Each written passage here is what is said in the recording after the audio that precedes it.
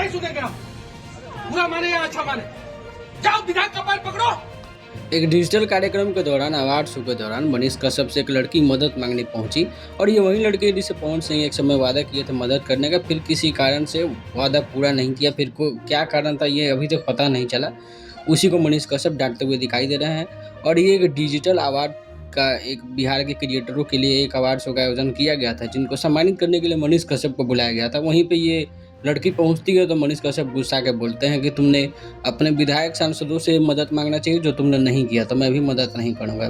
BJP छोड़ने के बाद मनीष कश्यप को लगातार ये न्यूज आ रही थी कि जन सुराज से चुनाव लड़ेंगे और उन्होंने ये कन्फर्मेशन नहीं दी थी। लेकिन अभी हाल फिलहाल में कुछ फोटोज वायरल हो रहे हैं प्रशांत किशोर के साथ, तो ऐसा कन्फर्म हो गया है कि जन सुराज के साथ जुड़ के चुनाव लड़ने वाले हैं मनीष कश्यप इस बार। वहीं पवन सिंह के साथ भी जब मीटिंग किए थे मतलब मनीष कश्यप, उस समय तो ये भी न्यूज आया था कि पवन सिंह भी मनीष कश्यप के साथ जन सुराज ज्वाइन करेंगे, लेकिन पवन सिंह को लेकर के अभी कोई अपडेट इस तक आया नहीं है।